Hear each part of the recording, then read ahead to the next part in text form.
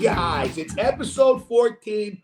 We've got a good one. Hold the Mayo, Devin Snow. Some people call him Jon Snow sometimes. I always get a kick out of that. He is here with us today. How you doing, Dev? Doing great. I always get a kick out of that too. It's because, like, why in the world would I be named Jon Snow? You know what I'm saying? Like, there's no chance, you know? Like, just one of those things. There's only one of those motherfuckers, and it was Jon Snow in Game of Thrones. Right. And then I love how people will be like on the internet asking if you were like named after him, and you're like, no, I'm a whole grown up. Like I've been around basically the whole time Jon Snow's been around. I except Jon Snow's like a made up character from like 6 years ago. I'm just a whole ass man over here. So no, like, dude, I didn't come from the fucking north. You know what I'm saying? Like, I've been in the south. You don't have any family members named John? I do feel like my whole family is a bunch of bastards. I do feel that way. Like, for real, bro. Like, they just all got the characteristics of like bastards. You know? Listen, some of the most redeeming qualities of those people in that show were bastards. So there's a lot to be said for that. Bro, the bastards would have, I feel like they were the most loyal ones because they just been fucked over their whole lives. There was that game, I forget what the guy's name is, but like the swordsman, like for Jaime Lannister when he lost his hand, that guy he won the whole game, really, if you think about it. Dude, what was his name? His boy, right? Sorgen or Scourgeon or something like that. Or Origin. Oh, dude, Braun. Was it you talking about Braun? Braun, that's it, Braun. Dude, dog. Dude, just beating people's asses, gets a bunch of gold. He's like, yeah, I like this girl. We like each other. You know, I'm not interested in like you giving me like 12 women. I just like this one. And we're just gonna go have some fun at our castle. But we got a little different show for you guys today. We're gonna do a little bit different of an opening here. You guys know it's the sports stuff. We do This Week in the World. We do the fattest thing we've done this week, the skinniest thing we've done this week. We're just going to dive right into This Week in the World.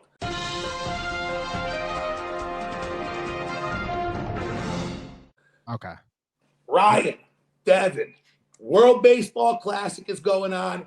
I don't know if you are huge. I don't know if you guys are huge baseball fans. I am. But nobody gives a fuck about the WBC. But it seems like a lot of people do give a fuck about the WBC. Have you seen any of the controversy going on with this? Well, I saw the Mets closer tore his ACL or something, right? Or celebrating, yes. Yeah. So that's fucking dumb. Oh, wow. I'm going to be honest with you. I wanted to tell you before you got into it. I haven't watched a lick of this shit because I really don't like, unless it's the MLB playoffs or, you know what I'm saying? We just down here, bro, or LSU baseball. That's all we really watch. But I see people on Twitter, even in Louisiana, they all watching it. So I feel like I'm just being an idiot right now. Here's the thing. It is electric. And I remember this. Yeah. I went to the Dominican Republic, 12 years ago for like this golf thing. And baseball was on at the resort. And it's like you're watching the game. It's like a carnival in the stadium. The atmosphere is crazy. And that's really what you get out of this, like seeing all the different countries and cultures, like what it does mean to them. Yeah. So it means a bunch around the rest of the world. I got news for you. I don't want Aaron Judge playing in it. I just don't. Yeah. You know, I want a World Series. But I saw a bunch of people going crazy about that. The United States plays Japan tonight. It actually might be on right now. That's how little I care. I'm telling you, I looked on Twitter for a second, and I'm telling you, bro, the tweets are like, you know, this dude just hit a home. It's like, dude, people are freaking out. So, like, it's got to be tight, you know? Like, if I'm seeing people down here saying that in Louisiana, they're watching it, it's got to be tight. Electric. I feel like it's like, you know, what's that whole for golf in Arizona? Waste management. Yeah, the waste management. Yeah. It's like the waste management of baseball settings. It's something that like you said, it's probably awesome to be at. It just looks like you're at a concert, like you're like at a festival or some shit. It looks awesome. Dude, LSU baseball hits tanks. Dude, I'm telling you, bro, LSU baseball, bro, that shit's a religion down here. Yeah, those are some of like, if you want to get lost in like a YouTube video, just go to like best LSU home runs of all time. There's videos that are probably like 900 minutes long because late 90s, early 2000s, those guys were hitting fucking nukes. Yeah, a bunch of dudes play in the major league from LSU. I mean, Bregman's probably the biggest name right now, but I mean, dude, tons of LSU pitchers. Yeah, I just drafted Bregman in a best ball on DraftKings today, so let's fucking go Bregman. And Bregman was one of them players when he was at LSU, bro. You just knew that he was going to be a pro for a long time. You just could tell. He's a stud. He's slowly turning into like one of those cats. Like if he's not on your team, you hate his guts. But if he's on your team, he's just such a gamer. Didn't he play in Troy up here? Bregman, Valley Cats? Yeah, for Valley Cats for sure. We had a bunch. They're like Houston's farm team or whatever. So I think he played up by us. So when we were kids, we had like they were called the Albany Colony Yankees. So we saw like Derek Jeter and Bernie Williams and Pettit and all these guys come up. That was one of my favorite Yankees teams. That was probably one of my favorite baseball teams ever, right there. Yeah, that shit was great. You go there, get a $1 hot dog, and you didn't even know you were watching 8 fucking Hall of Famers. You know, dude, there's so many names on that team, bro. Mike Messina, Jason Giambi was on that squad. Roger Clemens wound up coming over. That was the days, bro. Jorge Posada. Jason Giambi's grand slam in the rain against the Twins is still one of the most badass looking like sports moments. It's just pouring. They shouldn't even be playing. Yeah. He goes out there just raw dogging it with no batting. Bro, Giambi was a dog there for a minute, dude. He was. Dude, speaking of, like I was saying, World Series I don't even know what it's called. World Baseball Classic. I don't know. Fuck Japan, respectfully, in this sense. We're gonna beat you, I think. Baseball rave. That's all I got. Yeah, just a big. I did see Japan's one of their best players is going to hit cleanup for the Red Sox this year, right? So that's got to be your enemy. Oh yeah, Onoda, something like that. Yoshida. Yeah, he's very good. So he'll be a problem. They're only going to win about 60 games though, because their ownership doesn't give a fuck no more. But bro, Miami mayor just came out and say we don't endorse spring break atmosphere. We never asked for this. Excuse me? Look, bro, I'm just blessed and grateful that, I got to live. I know y'all did too. Got to live in Florida spring break in its prime, baby. I was there when you walked out on the balcony, bro. There was fucking 1,000 other balconies and everybody was funneling beers and shit, dude. Like, dude, I'm telling you, you'll never see that again, bro. Before the Jersey Shore was the Jersey Shore, we were out there. Yeah, dude. I saw a picture. That it was just a simple picture from I think it was 2003 or 2004, and it was showing those balconies on spring break, and just everybody was fucking outside, dude. Back when MTV spring break was just, that's prime Girls Gone Wild time. Dude, it's VHS. Wow. I mean, I was in high school 06 to 2010, so we were at spring break freshman years through senior year, no doubt. Yeah, it's crazy. I mean, spring break has got to be wild, but you just were at Mardi Gras, right? Fuck yeah, bro. I love Mardi Gras, bro. So what is that just like because I've never been to that and everybody says you got to go to that. Is that just a staple? You go to that thing every year? I mean, dude, Big Tone, I'm 30 years old, bro. I've went 30 years, and I'm going to tell you right now that every single year it is on, baby. Dude, it's it's so I don't even understand how I was born in this life, in this state, to where we have that every single year. And it's the biggest celebration in the state. How long does it last? Oh, dude, it starts probably the first floats probably start rolling late January, early February. And it's basically all of February. But Mardi Gras week is the week. And it's 7 days. That's crazy. Hold on. What do you mean it starts in January? What is that? Dude, literally, all right, the best way to explain Mardi Gras is this is the way I go in is I'm losing all my responsibility. I don't have a care, no responsibilities are getting to me for at least 5 to 7 days. Right? That means everything. That means somebody dies, I'm not going to the funeral. Nothing, bro. Yeah. So it's every day you go out there and they got parades and you just get fucking loaded as a ham sandwich, and it's just everybody's there. So it's just a huge party, bro. That's crazy. Now the kids go to school. They just they're going to Mardi Gras. School's out. No, school's out for the week. Oh, that's awesome. Yes.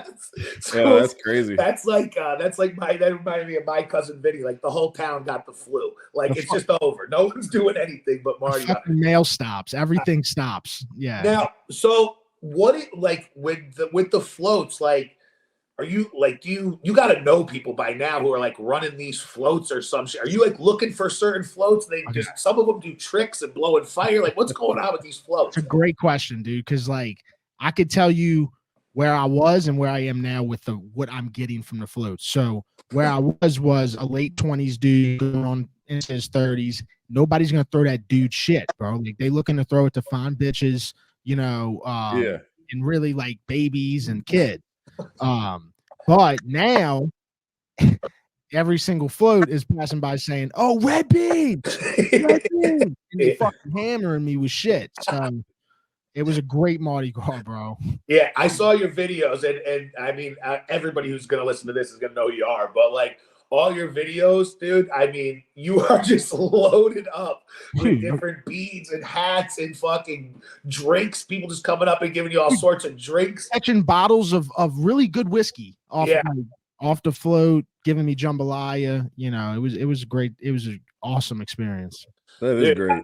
I love that. What's the vibe down there with your boy DC? Derek Carr and Jamal just got signed too. That's exciting. What's the thought process in that dog shit division? Honestly, right?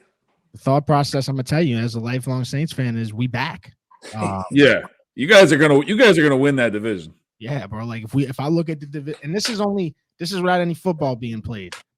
If you ask me what my mindset is right now, I'm looking at that division. I'm like, the Saints are blatantly the best team in that division. It's like not even close. They're the only team with a quarterback. Only team with a quarterback. And like, so here I was reading, Stop Traffic. I was reading the other day, and it's a real possibility Carolina gets Anthony Richardson too, right? That stud from Florida, depending on what happens. You think he's going to go number 1 overall? Well, I mean, that's the speculation because he's got a six-pack and jumps high. So apparently everyone forgets that you still have to throw a fucking football. But I wouldn't draft him number 1. But you're going to have whoever it is, a quarterback that there's going to be some type of expectation for them. Do you see any of these new quarterbacks coming in there making any noise in your division? Okay, well, I guess I'll start with Anthony Richardson. Look, man, I kind of like the dude. I'm just going to be honest. I've been said that he was going to go high in the draft because of these things. Like, here's what they thinking, bro. They thinking, hey, this kid, right from the jump, to be honest with you, if they need it, right from the jump, he can make plays that can get our team into the end zone. He may not be able to throw the ball, but he can make plays probably with his legs to get our team in the end zone, and we'll grow him on the throwing. Worst case scenario, he's a running, scoring quarterback. That's what they think, bro. That plays though. I mean, like that was I'm somebody like he just didn't do shit for me at Florida, and I was saying like kind of what you were saying. The NFL now, if you're somebody who can extend plays, make something happen, get the right coach, and he is such a physical fucking freak. You got to think he'll get better in an NFL system, or you would think. But the next thing I was going to say is, what did you think about Sean Payton? Okay. I can tell you right now what I thought about Sean Payton. I knew when he had his parting press conference for the Saints, the day he brought cookies for all the journalists and all the media and stuff like that to make this big grand, thank you, Sean, departure. And I want to stop right here and say, hey, I love Sean Payton. Appreciate everything. I know people that lived and died and didn't see the Saints win the Super Bowl. He brought us out for the Super Bowl. So, but I knew he was up to something, right? I knew that he was just waiting really on the right amount of money. It was going to be a year. He was going to wait a year. He was going to make sure he got all the calls, any calls he had to get on the phone with Jerry Jones or whoever to see who was going to get him the most money, who was going to get him the best opportunity. He was done with the Saints, bro. He was worn out. You could see it in his face that last year, and we put him through it, bro. It was, dude, we were starting Ian Book and shit that year. He reminded me of like the husband and wife, and the husband who gets divorced and knows it's not good. Like that visor was like the last thing he took off. It took a while. He was just going to work. And they were like, hey, you can't wear that on TV. And he's like, I don't even know what you're talking about. And he would just do a whole show with the visor on. It's just like, dude, you got to take the visor off. Yeah, dude, yeah. Like, it's over, bro. It's over, So All right. That Drew and Sean relationship. Look, man. And I was fortunate enough, like if my family had one thing, somebody in my family had Saints tickets, right? So I was at the games that whole era, bro. I mean, look, if you look behind me, that's all the tickets. That's for 06 to really 2020. And it was the greatest era of football we have ever seen down here, period. You guys got crushed by the bad call against the Rams, too, at the end of that game, the pass interference bullshit, too. That should have been another run. And nobody here has forgot that. Fuck Roger Goodell. Everybody feels the exact same way. That was so significant as Sean Payton. And obvious. And fucking obvious. Yep. But they sent out the letter after, I think, apologizing. So you got that going for you. Right. Yeah. We all printed that letter out and framed it. Thanks. Yeah. That's not what you're looking for in that particular situation. That was the closest the NFL has ever been. Not that it was that close, but it was the closest the NFL's ever been to going back to a game after it's done, going back. Yeah. Carting it. Redo. Yeah, if they just weren't sure if they wanted to show us the Men in Black technology and like fucking zap all of us. Like that didn't happen, bro. I will say this. I mean, anybody who knows anything about like sports, that building is no joke to play in. It's a super, super loyal fan base. And if you just put some type of product on the field that's going to compete, you guys are going to be there to support them. I think you have that this year. Yeah, that's a great way to put it. You know? Yeah. You guys are gonna fall in love with Jamal Williams. Jamal Williams is gonna eat that shit up. Yeah, he's a perfect fit. Him and Kamara. I mean, I expect Kamara to get suspended 4 to 6 games, but you know, him and Kamara are going to be a great duo. But don't forget, him and Taysom Hill played at BYU together. So that's the duo right there to watch out for is Taysom and Jamal Williams, bro. Yeah, see, that's going to be hands down the most unique backfield in football. Like just those two guys just are like just talk about comfortable in your own skin and like I am who I am. Those guys are unapologetically like themselves. And I bet you they feed off of each other this year. They're two very different running backs, too. I think it's a nice piece for you guys. And they're going to be dangerous. Listen, football's, football is football. Louisiana basketball gave Texas a little bit of a scare in the first round of March Madness. Did you watch any of that? Is that a thing down there? Yeah, I mean, that's in Lafayette, okay? And so they just put Louisiana on that, and that's a new thing, and that's a local conversation. That's a war right now down here, bro. Like, LSU fans call that school ULL, which is University of Louisiana Lafayette. That's what it's always been. Right. They changed their name to UL, and now anybody that calls them ULL is usually LSU fans saying, hey, y'all little brother, y'all not Louisiana University. We're Louisiana University. But anyway, yeah, Lafayette's a cool team, bro. Like, I thought for a second that they were going to hang in there, and then it just kind of got out of hand. So you think the majority of LSU fans were probably like a little pumped that they lost that game to Texas? Oh, dude, LSU fans, bro, they something else, bro. They petty, bro. Very petty, dude. So I meant to ask you this because I have a couple of topics for it, but like, what's the police situation in Mardi Gras? Like, you can't arrest everybody, right? Because everybody's just going crazy. Like, what's that like down there? Are they pretty cool, or they just want to make sure no one's fighting? What's like the vibe?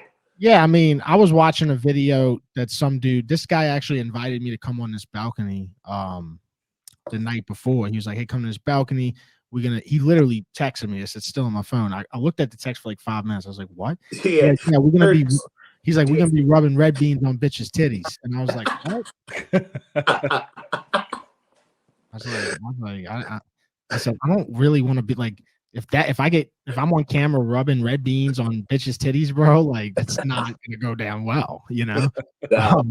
But sure enough, I see a video and dude, there's this chick on Bourbon Street, fucking tits out, sucking some dudes. I don't know how graphic we get in the podcast. Yeah, you're all say whatever the fuck. He was sucking this dude's dick in the middle of the street and shit. Everybody standing around, hundreds of people. Yeah, just like I'm like, bro, you wanted me to be on this balcony, bro. Yeah.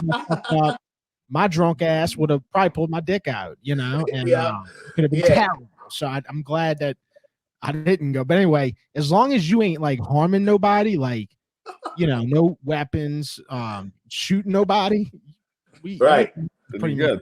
So the answer is you can get a blowjob on the street corner. You just can't murder anyone. Yeah, Right. I mean, right. You can't stab anyone with your dick. That's freedom. Yeah. That's freedom. Oh, no. Dude, I mean, think about it, bro. We don't know where you can walk with open alcohol containers in other places, other states, and I'll be walking around with a beer and I'm not even thinking about it. You get arrested, It's it's crazy. For sure. Well, dude, I just, as you hopped on here, I was showing Ryan this video of this police chief from Oklahoma City, okay? He's fucking absolutely cocked, all right? Just drunk as a skunk. He gets pulled over. The cops essentially ask him, have you been drinking? You got to see the video, okay? I don't know. I'm going to show you a little clip of it here because you got to tell me what your thoughts are on this. This guy might be the drunkest human being you've ever seen in your life, all right? Here we go. This is good podcasting here, but you got to get it.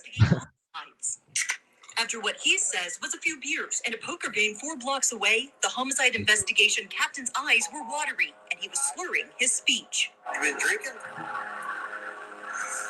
Captain French making sure the officer knows who Is he in his fucking driveway? Yeah. Police department.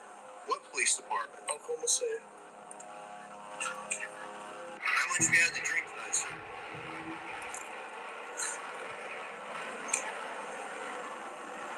Turn the camera off, bro. That's not happening. I'm asking you. I'm a Capcoms police department. They always say this. I've watched so many cops get arrested. I swear. They all say Yep. that. In the United States. If I was to treat you differently than I was to treat See that? Now this cop going all white knight. He knows he's getting a big raise. Okay, I'm not asking for that. Right. It's just an endless conversation. I'm asking, hey man, I'm a cop. You need to cut me a break. Yeah. So I love how it goes. Now, a couple things. It's not like this guy had 1 or 2 drinks and he looked a little, he can't speak. He's absolutely crumbled. He asked the guy to turn off his body camera. The guy says no. Now, I love both of these. I love how he turns into a little kid and he's like, shh, hey, turn your camera off. It's like the camera can hear. Yeah. So I want to know how long they chased him. He was home. So when did they start following? DUI home, so that don't mean nothing to me. I know that. Yeah, you 1000% can get a DWI in your own driveway. Done it. Been there. Did it. Yep. So I love this story because he says, I'm the captain of the police state, or the captain of Oklahoma City Police, and he goes, I don't care if you're a gangbanger. I don't care if you're some vato down the street. Like, dude, take it easy. Yeah. I mean, I get where you're going with examples here. Yeah. What would it look like if I treated you like somebody else? And the guy's like, but I'm the captain. He's like, I can't treat you any different. He's like, not asking for any different treatment. He's like, you're literally asking for different treatment, sir.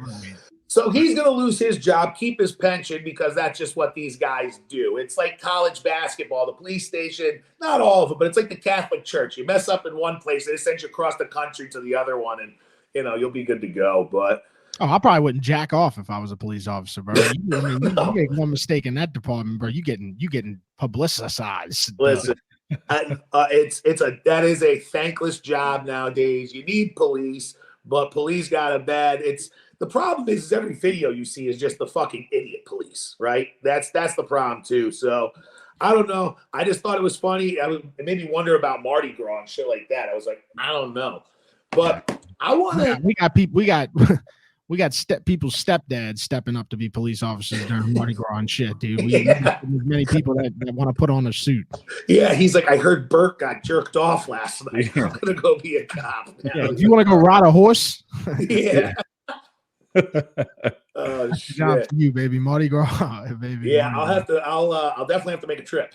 Yeah, we got to get down there. Please do, Yep. man. It's such a it put it to you this way. It's effortless for me to show you just a phenomenal time during Mardi Gras. Oh, Yeah, man.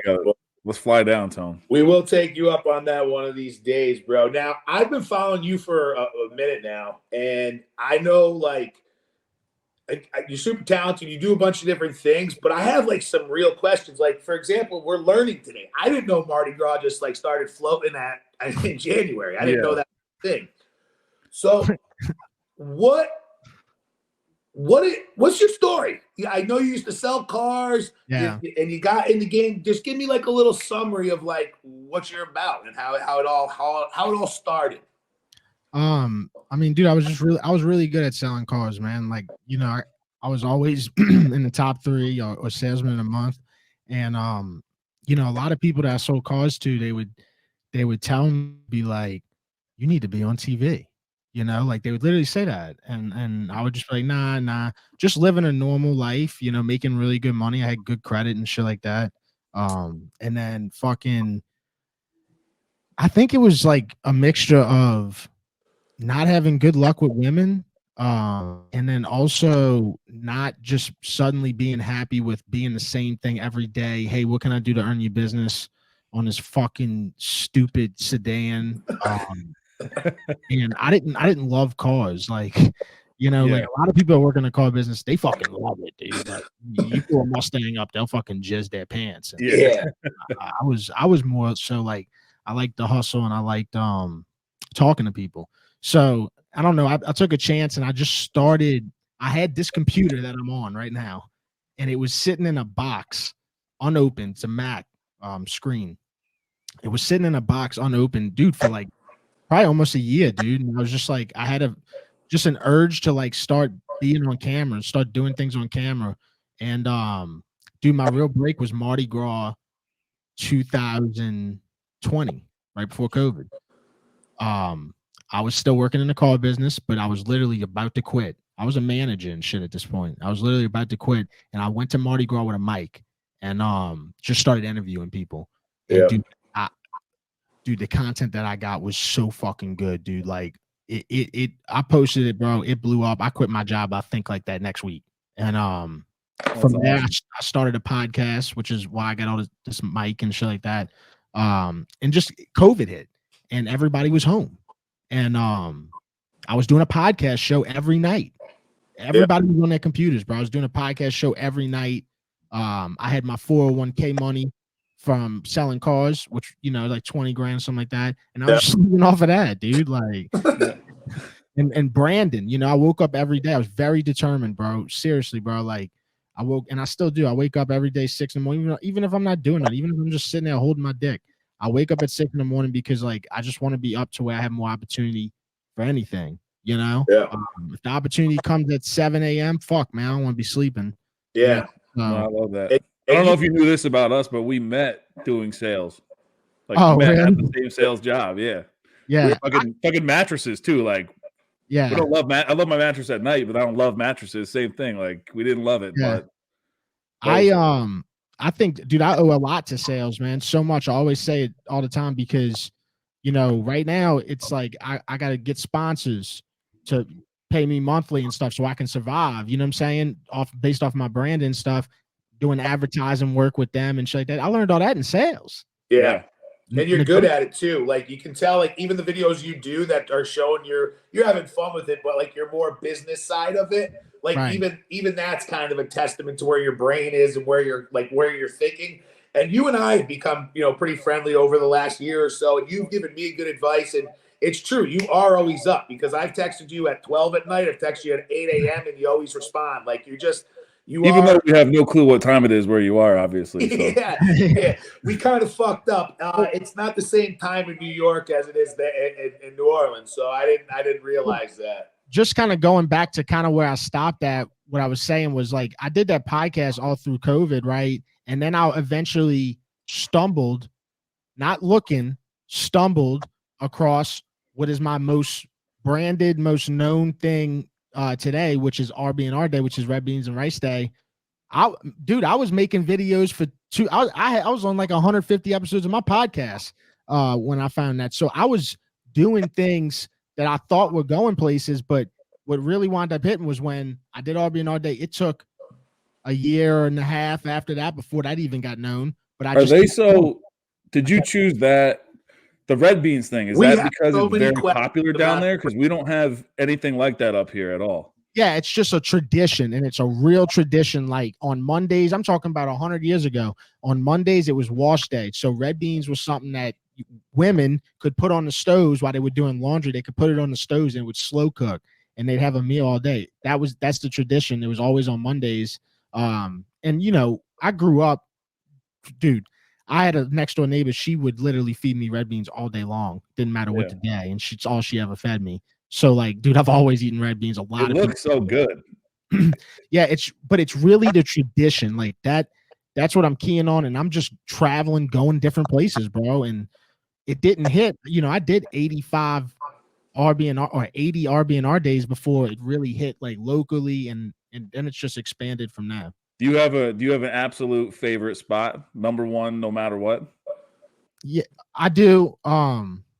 I never answer this question, but I'll answer it because it's coming up on the anniversary. It's Queen's Cuisine. It's in Kenner. And it's this lady, man. She's got a little yellow building, sweetest lady in the world. She's got a great story behind why she's doing it. But all-time video. It's my pen. Yeah, it's my pen video. Dude, yeah. It's like I've seen that then. Yeah, it's a heartwarming, like just a good video all around for sure. And I only get 2 minutes and 20 seconds to make a video. So I've watched that video 100,000 times, and to make something that pulls at so many emotional strings, like that was a really good moment for me because I never did that before. Yeah, that's awesome. It was cool. And it's funny. That's real cool. I feel like it's always like, sometimes you do something and you're like, people will like this will be good, and they don't like it. And then sometimes you're just like, whatever. Do you feel like it's a throwaway and it blows the fuck up? So like you said, it's a testament. You just kind of like keep grinding and plugging away, and like it makes sense because like I said, I didn't realize that it was a tradition like that. It's a piece of like your culture, right? And so I love that part of it. I never knew any of that. That's awesome. Yeah, it's not gonna be found like, don't get me wrong, the Gulf South you could probably find it Mississippi. Well, obviously I was just in Mississippi Monday, but you can find it in a couple states nearby. But it's really truly tradition down here, bro. Like, and everybody does it, Yeah, that's awesome. Everybody does it. But the one you just did, I was like, that thing only cost $9. That's another thing. It's crazy. It's a cheap meal. Any place that's charging too much for it, like people ain't gonna like that, because it's a cheap meal. So it's anything that sticks to cornbread like that, I can get down with. Yeah, love cornbread, bro. It's tight, dude. Like I told myself when I was doing it, in the early, imagine me doing number 10 or number 11, like nobody's watching, and it's just like I'm telling myself, like, dude, even now I was telling everybody, I was like, if I do this shit like 100 times, bro, I guarantee it hits. I kept saying that. I was like, dude, if I do this 100 times, I guarantee it hits. Yeah, and you're good with you're good with the haters too. Like you just can't give a fuck. Like people, like you are good at like believing in yourself and like just trusting it. And that's always been like I remember that one day you were just like, I just decided like I didn't want to be like halfway in, so I said fuck it. And then it made you kind of do some stuff. And like you said, sales kind of taught you quite a bit of it. You have awesome t-shirts. You have awesome hats. You're selling a fucking ton of them. Where can we buy them? I know people, like I said, I know people are going to know where to find your stuff, but just tell us what you got going on, where we can find your stuff. And I know you post the video every Monday, but where can we buy the merch? It's my website. So along with like this whole journey of, doing podcasts, trying different content, I've always had my website since pretty much summer of 2019. So that's where I blog, and that's where my merch is. It's htmsports.com, HTM, like hold the Mayo, htmsports.com. And I'll drop a shirt a Monday, and it's usually this. It's really right now I'm selling the same shirt that I've been selling since June. And it's still selling out, bro. So it's fucking awesome, bro. Like, I branded that shit for so long, dude, and it's just super tight that, you know, the merch. Because, dude, I know a lot of dudes, bro, that it's hard to sell a fucking shirt, bro. Fucking A, right. It is. It's hard to think of, and I remember being there, not, you know, trying to sell a shirt, and I couldn't sell a shirt, and, you know, it's just that consistency, then everything you reap. It's a fine line, too, because people ask me, like, oh, you should do shirts. I was like, yeah, but putting big tone here on a shirt, if I was a dude, I wouldn't buy that shirt. And so like, you got to figure out different brands and logos and shit like that. And for you, your logo is awesome. You can spot it a mile away. And like you said, it's unique, you know, it's just like, it's where you are. Like, at least for me, that's what's cool about it. But one thing I was going to ask you is, like, where do you see that going? Like, do you think you'll just keep it at shirts? Are you looking to do, like, what's your plan moving forward if you have one? I'm gonna, you know, I gotta be honest with you, bro. I can't sit here and say, hey, I got it in a laminated binder of what my plan, you know, not even close. Tell me exactly what you're gonna do next. Yeah. I just dude, I don't look at even where I'm going to eat.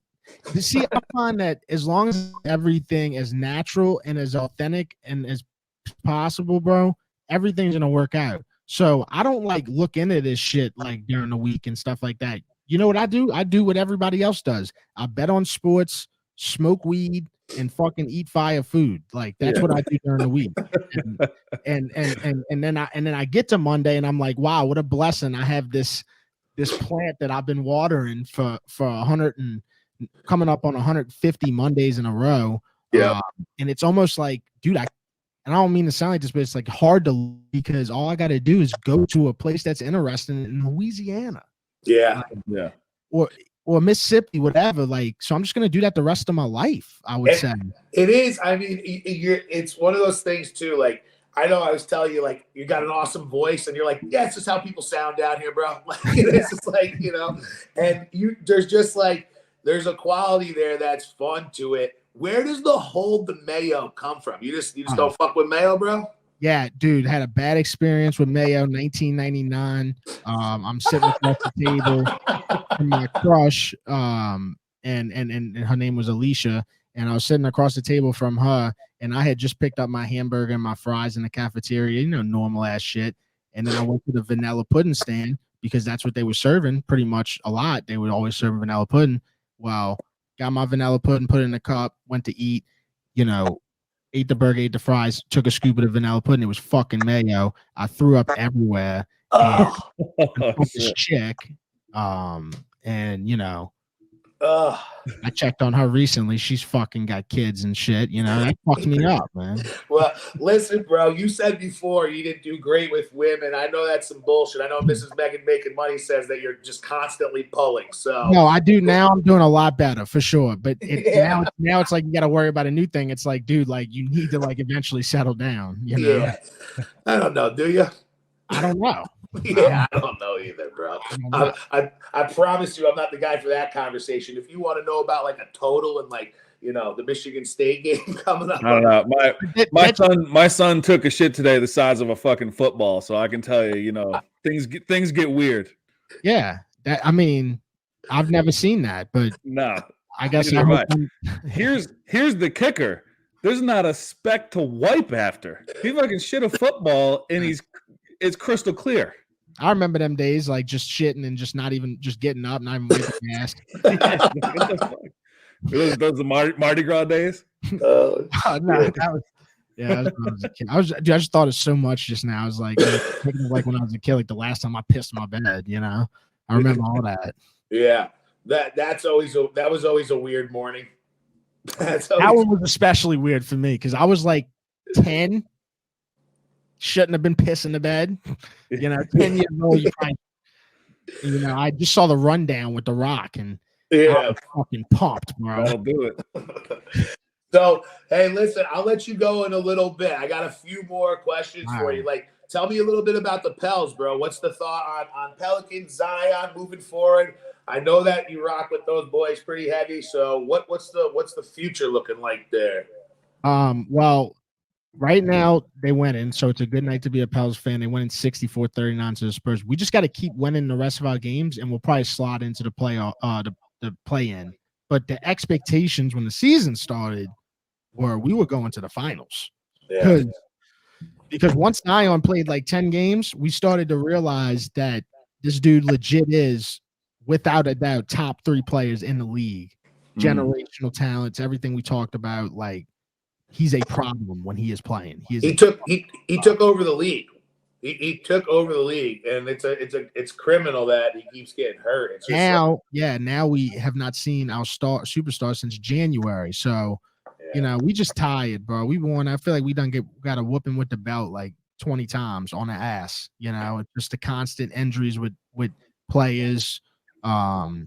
It's I don't know. It's interesting to see what'll happen, because if Zion doesn't play once we get to the play-in, then come the offseason, bro, I'm telling you, bro, they're gonna gut this team up.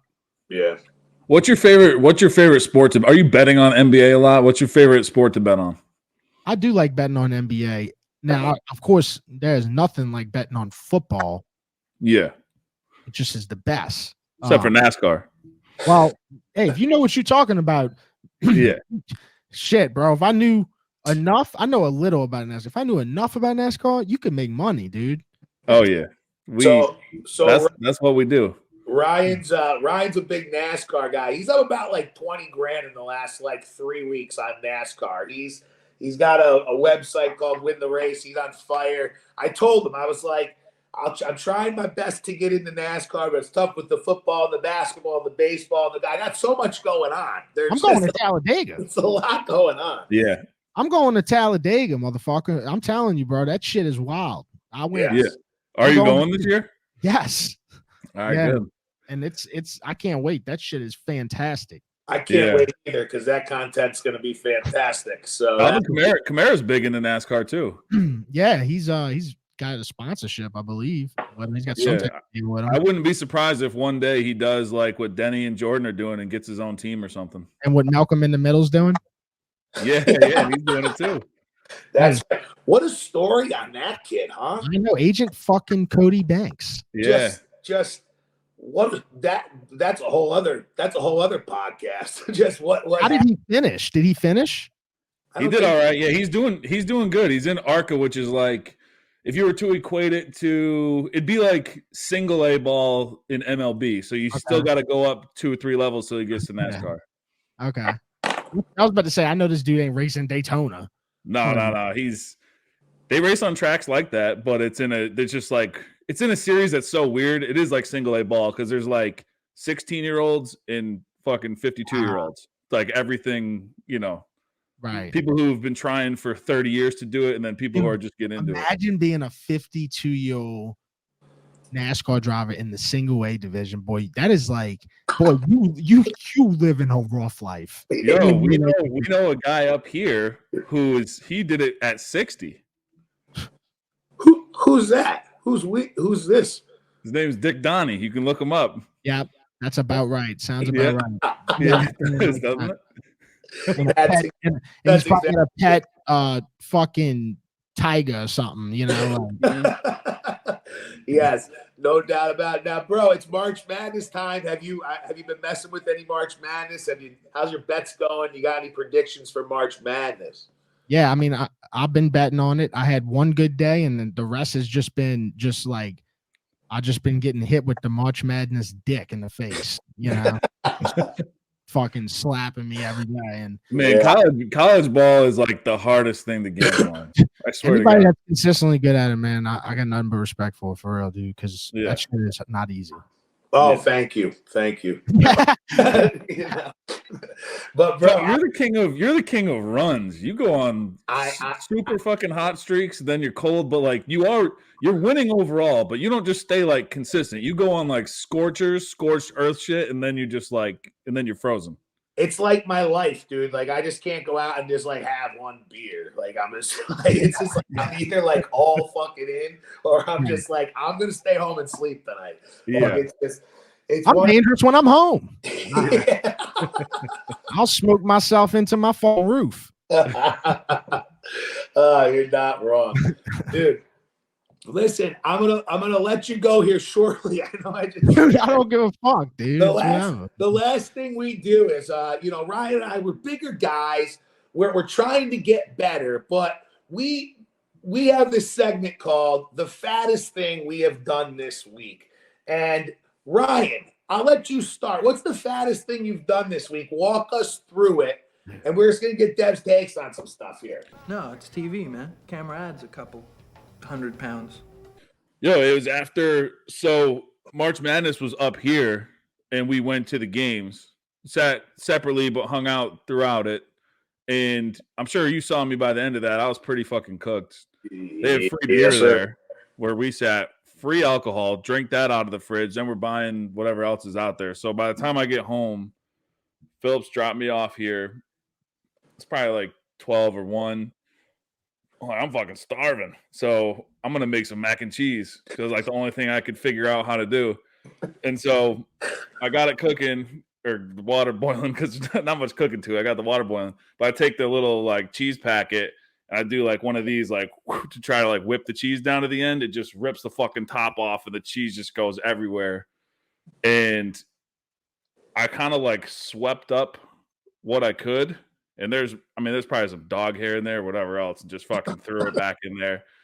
Ate it all, passed out on the couch, woke up the next morning, and it's still just, I thought I had cleaned it up. It's all over the fucking place. So, bro, ours are probably the same way. This isn't the fattest thing we've done this week. It sounds like we both have the drunkest thing we've done this week. Yeah. It's a little bit of both. Yeah. I'm literally, I have to stop because this has happened like 3 times in the last month. I'm just eating with my bare hands like I'm not a part of society. It's not good. Like, sure, I'm in the comfort of my own home, but my dog is like sitting over there looking at me like, dude. Bro, this dog's looking at you, bro. You gotta chill, bro. Yeah.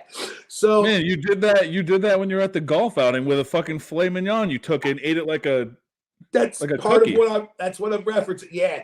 You've been watching a lot of National Geographic or something? Dude, I don't know. I ate $100 steak with my bare hands, like I was a goddamn savage. It was unbelievable.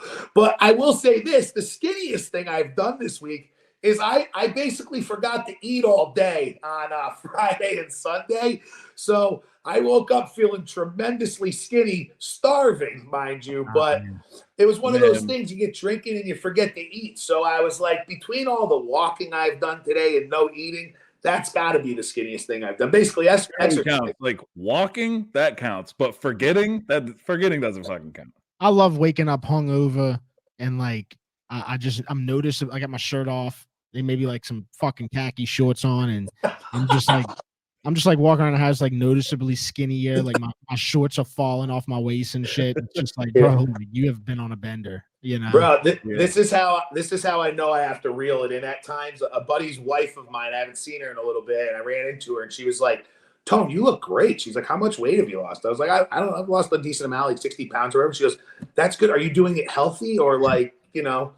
I was like, well, what kind of question is that, Christina? Yeah. It's like, I don't know if you're throwing up your meals. Yeah, I mean, it's like I'm fit. It's 50-50, sweetie. But I mean, just give me the benefit of the doubt. You know, that's all. Yeah, I mean, dude, look, bro. Motherfuckers were taking Stacker 2. I forgot that existed. Historically, humans have always tried to take some shit to get skinny. You know, it's true. The new thing now is insulin, but I don't know. I'm gonna stay out of that league. I'm with you. Listen, Dev, I appreciate your time, man. At Hold the Mayo. He's Devin Snow, not Jon Snow, guys. He's no king of the fucking North, but he is the king of New Orleans as far as I'm concerned. We got to talk some football during football season. Yeah, man. Anytime, bro. 1,000%. Like I said, I appreciate you doing this. This helps us more than it helps you. So I appreciate you being cool and coming on with us for so long. So yeah, I mean, dude, I just wanted to come on and shoot the shit, bro. You know, no, for sure. No, we appreciate it, man. It's been fun. Yeah, man. So anytime, bro, y'all just hit me up and y'all take care, man. Have a good one. Listen, when you're in New York, let us know. I appreciate you coming out. Yeah, I'll be there soon, bro. I keep saying that, but I'm telling you, bro, it's happening this year. I'll be in New York. Perfect. All right, See you cool. soon. All right, bro. Y'all take care. Later, You too. guys. All right, guys. You just heard the interview with Holden Mayo, Devin Snow. He's the man. I appreciate him coming on. He's just a cool dude. Yeah, that was fun, man. He's just like shooting the shit like we thought it would be. It was fun. Yeah, he's I can't cool. wait to have him on during football season too. We can all talk bets and everything and be fun. For sure, yeah. He sounds excited about Saints football. We chopped it up with him for a while. It was fun. Little different format.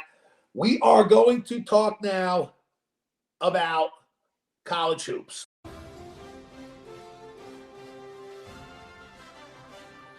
All right.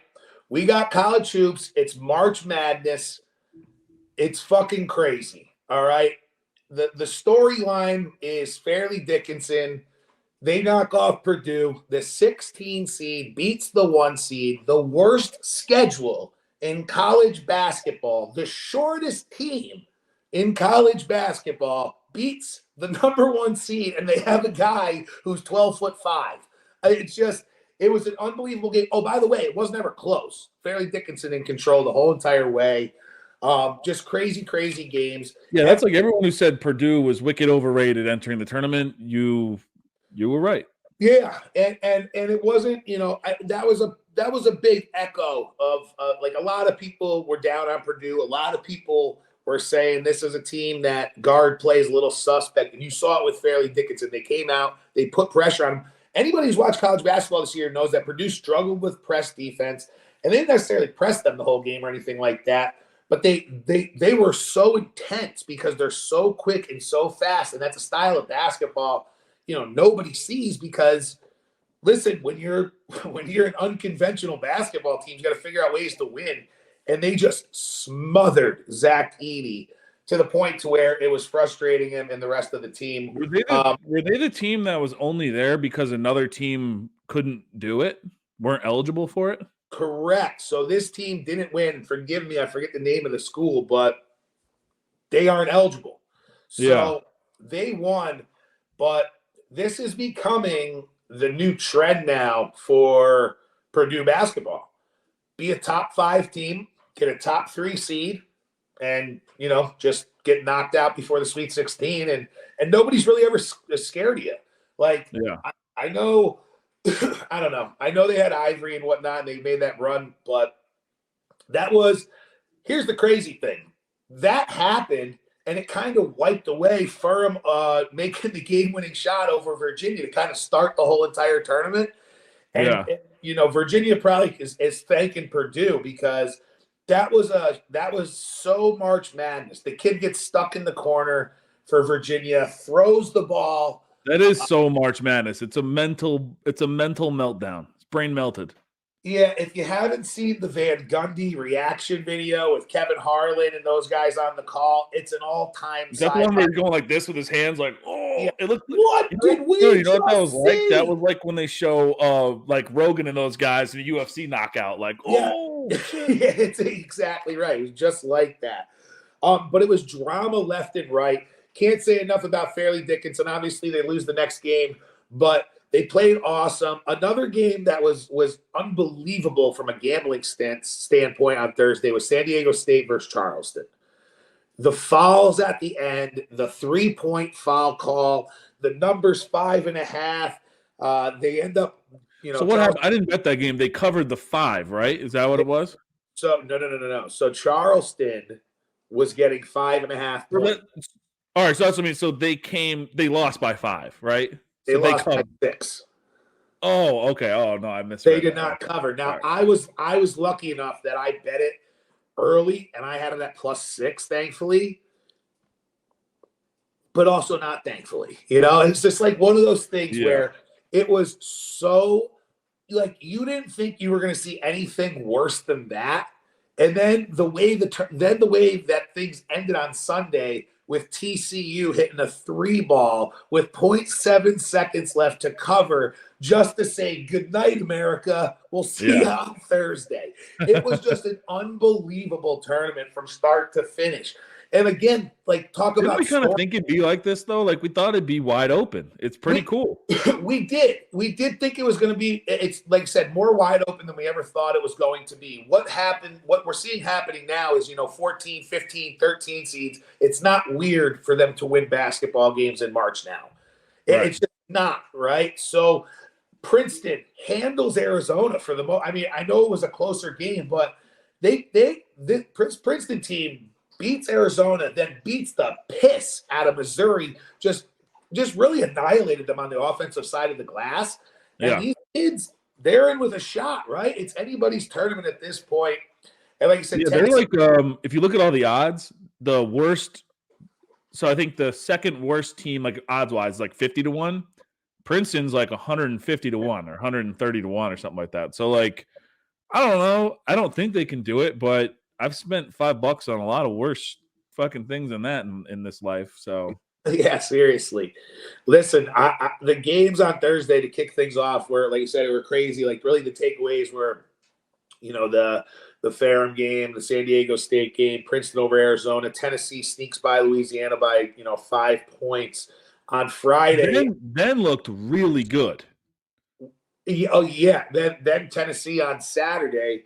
That I was going to say that's my favorite moment so far of the tournament in regards to like I had that pegged like on our bracket. I was like, if this matchup happens, Tennessee will win. It'll be a fishy fucking line. Everybody will be on Duke. I felt super smart about that. I was so hungover, I didn't see one fucking play of that basketball game. So I had I did a lot of family time in order to be able to go to the games on Sunday. So yeah, no, I missed everything until we went to see them live. So Friday was awesome. I was at Albany. I don't know if you guys saw. I won the 2023 MVP Tone Award. It was a tremendous honor. It's a sick jersey. Thank you. So the first game we were at, I saw St. Mary versus VCU, and I have to shout out the VCU band because the VCU band was one of the more entertaining things of the whole entire weekend, and this was a fantastic weekend. They were awesome. So, yeah, my brother was there. He told me, he goes, it's too bad VCU didn't get through so you could have saw their band on Sunday. He goes, that was fucking awesome. Dude, they were ripping the cover off the place. Like, I've been YouTubing VCU videos. They're fucking awesome. And I might be a band guy now. I don't know. I'll tell you though. One time in band camp, it was a heavy VCU crowd. They were, St. Mary's making the trip across the country. VCU ends up losing 63-51. Iona UConn is the next game. And that first half of basketball was some of the most electric atmosphere I've been a part of. Iona goes into the half leading UConn. You're thinking, is Rick Pitino going to get this thing done? And then ultimately UConn shows up and is UConn and ends up putting them away by a pretty good margin, 87. They look pretty good. So I would say if you're on the eyeball test right now, I think they look very good. Miami looks tremendous. I am a Canes fan. We'll get into that in a minute. But Connecticut looked they were like 9-1 earlier in the year, and they're 9-1 right now. And so they are I think they're back to their form where people really believe they could win it all. Adama Sanogo, and forgive me if I'm saying his name wrong, number 21, is one of the more dominant players in this fucking tournament right now. Is he the big dude that pump fakes at the 3-point line and just goes and jams it down your throat? Number 21, yeah. And the other guy who played great minutes in the UConn. Oh my God, why am I blanking out? St. Mary's. Yes, in the UConn St. Mary's game, Jordan Hawkins played. He played good. He got in some foul trouble, but he had some huge rebounds. Some good defensive plays, and he was like a physical presence out there. But this kid, Ndama, he's just an absolute freak on the block, and he's just like the difference on defense and offense. And UConn right now is a team nobody wants to play for sure. A team that let me down was Providence, and maybe they'll let me down because all this news comes out with Ed Cooley going to Georgetown. The Providence community is in fucking an uproar, saying that he's a piece of shit. He's this, he's that. Listen, he's going to Georgetown. He's getting more money. He's going to get more opportunity to probably recruit players. He doesn't owe them anything. The only thing, he was doing a lot of coach speech, I'm never going to leave kind of thing. And I think that's why people got mad. But guy was there for like 15 fucking years, I think. And he made when you say those things, possibly in that moment, you don't think you're going to ever leave. Yeah. It's not like disingenuous. And listen, the big thing is they said, he was recruiting kids while he's still working for Providence, for Georgetown. And, I don't know if that's true. Maybe it is true. But Kentucky beat the piss out of them. And then Kentucky ends up losing to Kansas State in a great basketball game on Saturday as well. What were you the most surprised, I guess, not surprised about, but like, I was surprised at Miami over Indiana, if that's a surprise. I did not think that was going to happen. And what sucks is when I originally filled out my bracket, I did one like the nights the brackets are released. I filled one out. Had Miami. This is sound crazy to most people. Had Miami winning it all. I didn't enter that into any money league at all. And it was Miami versus Kansas State in the final game, and Miami beat them. And now it's like, I really wish I filled that bracket out and just put it into something. Like I'm in 2 different paid bracket leagues. Wish I just entered it somewhere, because why the fuck not? It's been crazy. Yeah, you're right. I hear you. And it's Indiana's a team that I have like a love-hate relationship with. I had a future on them just because Trace Jackson Davis is one of the best players in college basketball. And it was awesome to get to see him up close and personal, because he's just a beast, dude. Like he's the definition of I'm going to get mine. And like you can't let him beat you, as dumb as that does sound. And this is how they lost, okay? Like first, let's go back to Miami versus Drake, okay? I want to point out this. Isaiah Wong, my new favorite fucking player in college basketball, number 2. Isaiah Wong has 5 points against Drake, goes 1 for 10 from the field, and goes 1 for 4. Is he a little lefty? Yes. 1 for I don't know if he's a lefty. Maybe not. No. He's number 2. Is it the guard? Yeah, number 2. Yeah, Isaiah okay. Yeah. Geez, he could be a lefty. I can't remember now, but what's his name? Hold on. Isaiah Wong, W-O-N-G. But back to my point. Go ahead. I'm sorry. I don't mean to interrupt you. You're good. But here's why. Listen, Miami and Drake, it was a good basketball game, but this kid is one of their better players. He has 5 points, goes 1 for 10 from the field, 1 for 4 from 3-point land. Then he comes into the next game against Indiana, one of the best teams in the country, and he shows the fuck up. He goes for 27 points, 9 of 17. He was 4 of 6 from 3-point land, 5 for 5 from the free throw line, and he had 8 boards. He was the whole entire pulse of the offense and the defense. He was an absolute spark, had a couple steals, and every time Indiana seemed to get back in that game, he would hit a big shot. The other kid that can't get enough credit, Norchad Omier, 17 fucking rebounds. He was an absolute force on the boards. This Miami team, you hear it all the time in March. If you have good guard play and you can rebound the ball, make free throws, you could win this thing. Yeah, the only reason people were picking Drake, or at least I hope the only reason people were picking Drake, was because Omier was hurt. And as soon as I knew he was playing, it's like, damn, wish I had picked Miami in all my brackets. Like, that dude is – when you average a double-double and over a steal and a block a game, you're doing a lot of things correctly. For sure. And I know I sound stupid talking about college basketball, because I know there's a ton of people who know more about college hoop than I do. But those are just things that kind of jumped off the page to me. This time of year, you need guys who can bounce back after a bad game. That kid had one fucking day to wipe that thing away and go into Indiana. And by the way, I mentioned it before, you can't let Trace Jackson Davis beat you. Well, Shafino is the guy who needs to come through and beat you in that scenario if you're Indiana, and he didn't. He had a poor night. Sure, he had 19 points, but he shot poor. I think he was like fucking, 4 from like 19 from the field. He did not have a good night. He was sporadic, turned the ball over, and I think a big part of that was the energy level from Isaiah Wong was that much more intense. And I just love this Miami team moving forward. Yeah, do you think they have a shot against Houston? 1,000%. They got Houston at 7.5-point favorites. I feel like that's quite a bit. It's a big number, and that scares me a bit. But I think after being at that game and being there live for it, gonna be tough for me to bet against it. I will say this: I haven't been to a basketball game in a while. I always forgot how good of a live watch basketball is. Well, dude, so what if you and I went to see Alabama live? Would we just think? That's what I always look back at. Is like, I think we might have some bias because we saw how beastly they played and how awesome they looked. It's like, well, how do you take that away from them? Alabama live? If we'd be like, oh yeah, Alabama's going to destroy them. Well, listen, Alabama's going to destroy them. Alabama has the easiest road in the country, and it only got easier for them. If Alabama doesn't win the whole goddamn tournament, it's probably a failure of a season for them. You don't like Creighton? No, I mean I do like Creighton, but I'm just saying. Yeah, it is. When they get San Diego State and Creighton, I think would be their next two games. Yeah, so I mean they should beat both of those teams. I know what you're saying.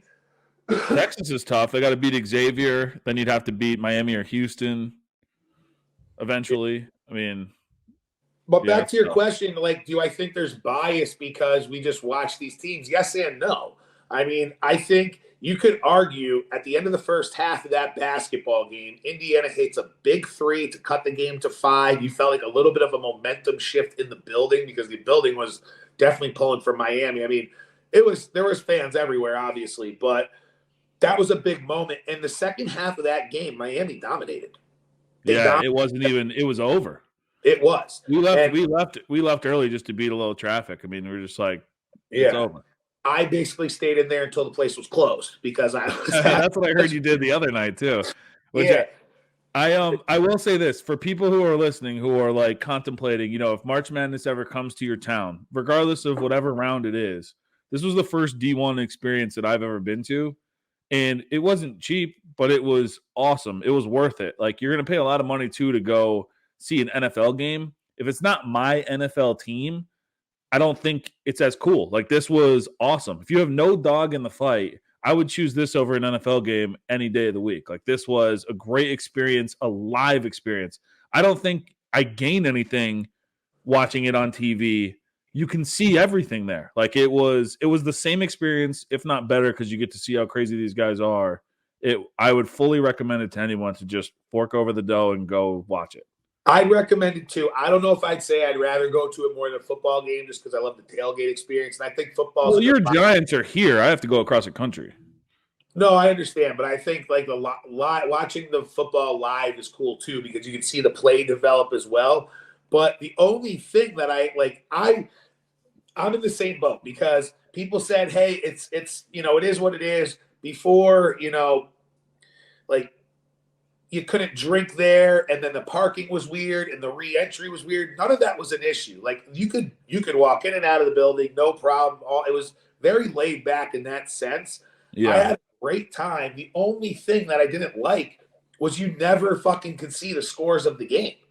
And when you're in a building like that, obviously service is choppy because everyone's on their fucking phones. There's just no reason they shouldn't have a fucking ticker with all the scores going on during the fucking game. It makes zero sense.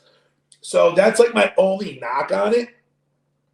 But as far as the watch goes, I was saying to my buddy, like, when you watch the NBA, you're like, oh my God, this is so much better than college basketball because it is. But then when you watch college basketball in person, I'm like, these kids are fucking huge. They're flying around. They just you gain more respect for their athleticism when you see them up close like that. That's all. But like, that's debatable too because I kind of like the way college basketball is played more than NBA. Oh no, I think you could argue the styles are different, and I've mentioned this before. I think my brain is more set up to like that, like a slower paced game.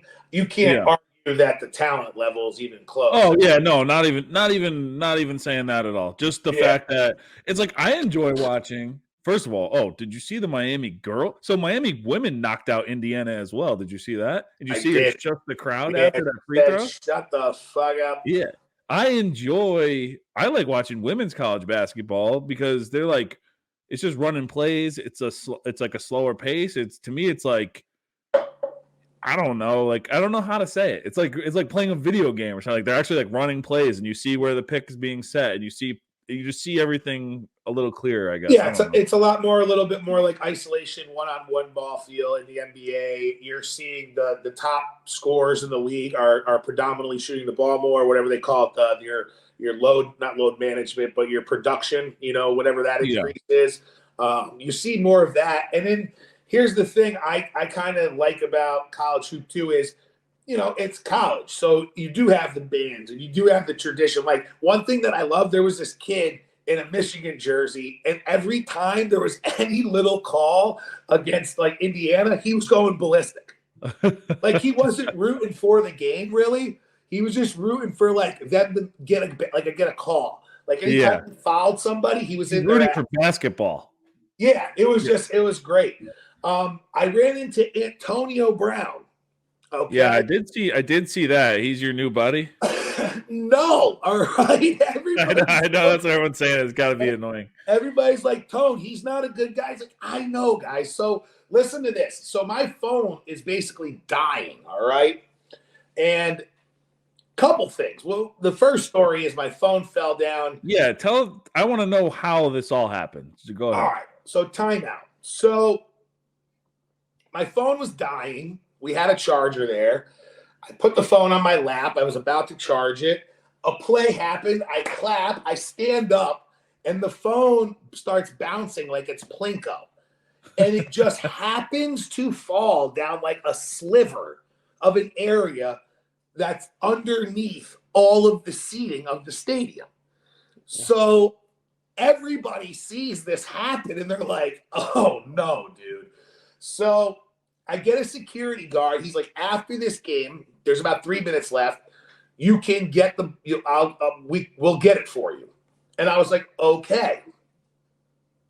Well, the game goes a little bit longer than I think this guy expected. And as soon as the game ends, those kids run in the tunnel and the other team is coming out simultaneously. My buddy goes down there because he's the one who has the tickets. He's familiar with people there. And he says, hey, that's my buddy's phone. We were wondering if he can get it. He's like, hey, there's nothing I can do. And so I go down and I start talking to the guy. I was like, hey, it's right there. Like, can somebody just go underneath you? Like, I'll pay you to get it. Like, I have to have it. You can't tell me I can't have it. Right. And he's like, I don't know what to tell you. You just can't have it kind of thing. And I was like, well, that can't happen. So this kid is walking by and I just flag him down. And I was like, buddy, do you want to make a quick $50? And he was like, what? Why is this sweaty man yelling at me? Yeah, I will not kiss you. Yeah, so I tell him. And luckily there was like this like husband and wife, like probably in their 60s.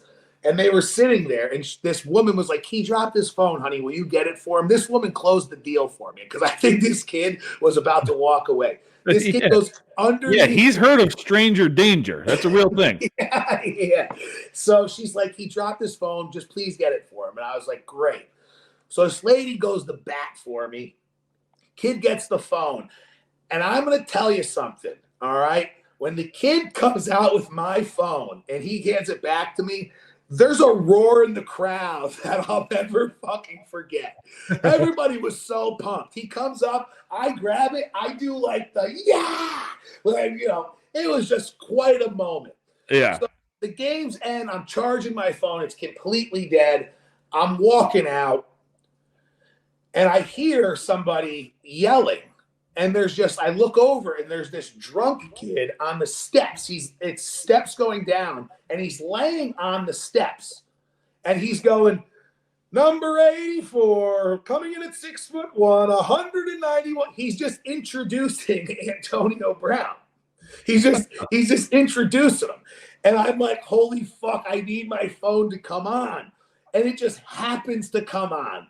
And that's when I got the video that I got of Antonio Brown. But but how are you outside with him? I was just by the grace of God. I was just walking by. He was in the smoking section naturally, and I happened to be there myself. Yeah, he looked pretty lit up. Oh my God, dude, he is Cook County jailed. He is just dude. He looked blitzed. But he loves it. He walks around like Bob Kraft. He's walking around like he was very nice to me. I know he's not a Did you let you try that ring on that he was wearing? No, I didn't ask him to do that. But he is ready to catch a football at any time. He just wears wide receiver gloves. I've never seen anything like it. Nice. Listen, I'll tell you what. It was a hell of a weekend. It's something that I'm excited that I went and did. We have some awesome matchups coming up. The Sweet 16 is here, right? Wait. Creighton plays Princeton, don't they? On Thursday, or no, they play Friday. Yeah, so you're just assuming Creighton's beating Princeton to play Alabama? Yeah, I'm assuming that like hard body. Like there's no fucking way Princeton beats Creighton this week, and you can mark my words. Why though? Because they've looked fucking really strong. I think Creighton can beat Alabama, so my word. Stay tuned. Listen, we got Alabama playing San Diego State, Creighton, Princeton, FAU, Tennessee. What's our schedule like? Like they play. Are we going to have another pod before? We have another pod. What before the Final Four? Yeah. Yeah, I think we'll have another pod before the Final Four, but not before the Elite Eight. So yeah, we'll see what happens in the Final Four. Then that'll be a fun episode. Yeah, it's going to be good games. Like I said, I mean, Alabama, San Diego State, Creighton, Princeton, FAU, Tennessee. One game that I'm super excited to watch is Kansas State versus Michigan State. Tom Izzo continues to get it done. One game that we forgot to talk about, Izzo's March, but the new March guy that everyone's talking about is the must bust. Probably the game of the tournament, Arkansas versus Kansas. Arkansas gets it done. I say the best game because it was probably the best game of basketball we've seen so far. He rips his shirt off. I had Kansas money line, so I thought it was a cornball move. But now that I'm over it, I would have loved it. I was part of it, but I wasn't part of it. I think either they or Connecticut, I guess, however you look at it, got a shitty draw here because it'll be an awesome game. But they're both two very good teams. Like you can argue Tennessee got the nice draw with getting Florida Atlantic, but I mean they've looked good, but I don't think they can beat Tennessee here. No, I think I like Tennessee as well there. Like I said, I mentioned Kansas State and Michigan State. I think that's going to be a real nice matchup of basketball as well. I do see Tennessee getting by FAU as well. I see Kansas State beating Michigan State. Their guard play was just so fucking sharp. Marcus and Noel. I'll take it. I have 9 of those outrights made it through. 9 out of 16. Kansas State's one of them. So I would take that all day. Yeah, Marquette just played a really bad game of basketball, and that's kind of a disappointing feel for Marquette because I thought they would have put a better effort out against them. There were 2 reasons why I loved Michigan State and Kansas State coming into this. Now it's because of their strength of schedule. So yeah, to me, this is an awesome game to watch on Thursday night. Yeah, and like I said, I really do like this matchup for Miami versus Houston. That's going to be another one. The 23rd, 24th. That's that game. Nice. So yeah, I think for me, Miami is one of those teams that can hang.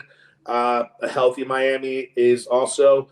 The games are insane to me, okay? I already said it 9 times. Kansas State, Michigan State. Arkansas, UConn is going to be an unbelievable game. And so is Xavier versus Texas. Xavier's playing really good basketball right now. Texas, has the bounce back game after a slippery one against Penn State. But a good basketball game in the right we got 2 threes on that side. Gonzaga, UCLA too. Those are great. We got both 2 threes on that side of the bracket. And I was going to mention UCLA just keeps getting nicked up. They had another guy go down, but they continue to win basketball games. Listen, I wasn't high on this Gonzaga team, and maybe, you heard Drew Timme say we were not going to be the team who did not get to the Sweet 16 because they have an unbelievable record going as far as like how many in a row. So March Madness has been fucking crazy. The unders, if you're betting the unders, you're a multi-gazillionaire because they're like fucking. I haven't paid attention to that. They're about 30-7, I believe. And here's one thing that I know for a fact because my poor brother was on the end of like 3 of these. The half-point losses that are going around against the spread, against with the totals and over and unders, People are getting hooked to death out there, okay? Absolutely hooked to death. It's been a brutal tournament, but this is what March is. You just got to dig in, you got to focus, and you got to get to the end. And at the end of the day, my best bets have been looking for boosts. So like the one night, I 6-17 boost just to get some shit, like a stepped up parlay on DraftKings just for shits. Yeah. Get 4 or 5 deep and look to either cash out or hedge. And luckily I did that. I cashed out for 5x when Indiana was still hanging around against Miami, but it didn't feel good. So I cashed that shit out and glad I did. For you, that's a heady play. But those have been my best. Because you're saying everyone getting hooked. I kind of like the 2-team parlays, like 2 teams that you're confident in, money line that shit. Because none of these spreads. There's a couple wild ones this weekend spread wise because some higher seeds made it through. But these games have been close, man. I'm on fire right now. Where I've gotten lucky is the games that I've lost. They haven't necessarily been in my parlays. Like I've caught a couple of plus 264 parlays. The parlay we caught on Sunday for the plus 721, it was just Kansas State, UConn, Miami. It was just I was on Kansas State too. Having Kansas State was huge that day. Yeah, Kansas State beating Kentucky, and the way they beat them too. They just never gave up. I really do like the Kansas State team. I still, listen, I feel really good about my 27-1 ticket on Texas. Why not them? Why not? I got them at 40. Let's fucking win it together. Let's do it. I would love it. Listen, I'm super excited for college hoop. Like I said, we had an awesome interview with Holden Mayo, Devin Snow. Appreciate him coming on. Go have a listen, guys. Ryan, you got anything you want to add? Win the race. Yeah, win the race. Dominant. Well, Dak, here's the deal. I'm the best there is, plain and simple. I wake up in the morning, I piss excellence. Ryan, that's right. NASCAR had another good weekend. That's my bad. I thought you were gonna. No, I was gonna say, tell everybody about the. You had another big weekend. You cash again. The big thing right now is you just keep producing winners. How are you doing it? What do you like this week? Man, it's been a little nutty because it's the first year of the site. So obviously, I don't know, I'm gonna keep keep doing what I've always done, but I'm a little nervous about it just because I have so many people following now. But there's been 6 races this year, and we've won 4 of them and came in second in the other 2 as far as gambling outrights. A 20-1, is that good? 9-1, 11-1. And the 1 week we came in second was Las Vegas when Larson had it won at 8.5-1, but he's up 3 seconds with only 5 laps to go, and they call a bullshit caution. So I'm just gonna say obviously we're 4 of 6, should be 5 of 6, but we're talking up almost 30 units in 6 races. There's 36 races. It's gonna be a big year. Yeah, I love it. You gotta get on the train. I gotta get on the train. I missed the boat here a little bit because I was distracted by March. I'm happy that I got to see it on Sunday though, and it just made me want to go do more live stuff and hang out with you. Like when Devin said he's going to Talladega, I was like, that's. I know, that'd be fun. I wonder where he's gonna go up here. We'll have to come up with something fun. Oh yeah, I would imagine he's gonna I talked to him not long ago. He's gonna be down in New York City doing shit like that. I would imagine, but he wants to come visit. For the track though. Track would be fun for sure. So you really think Princeton has no chance, huh? I'm gonna say it right now. They are going to lose.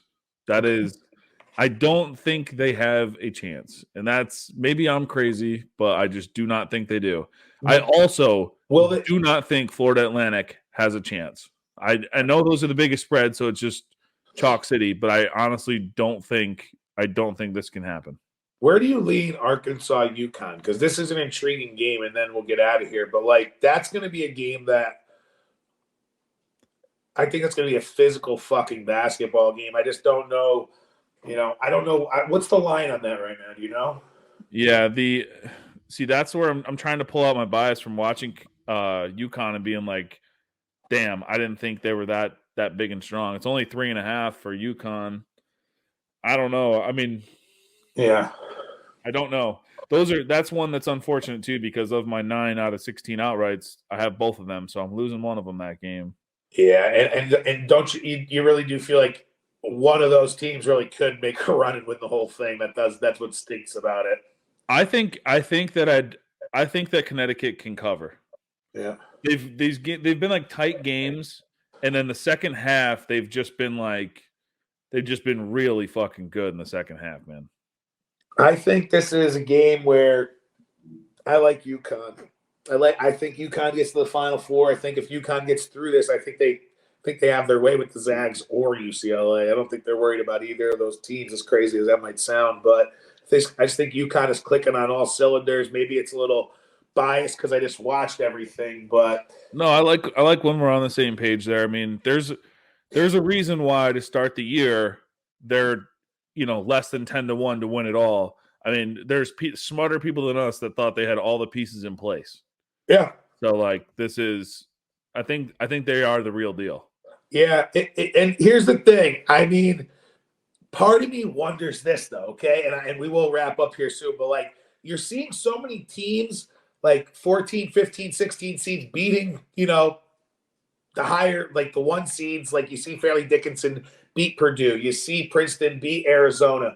Are we going to soon see one of these teams make a run to the Final Four? Why not this year? Why not Princeton? Because they always flame out. It's a lot of emotion. It's a lot of drain on your body and your brain. I mean, it's to go through these things. We fade these spots in other sports.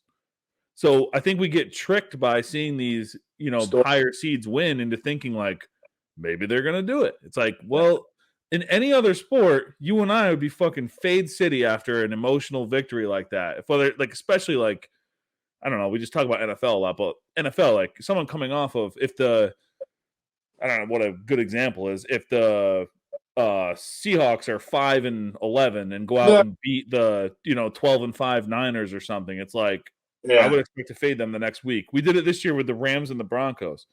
When the Rams went out and scored 50-something points, like they're a fucking auto fade the next week.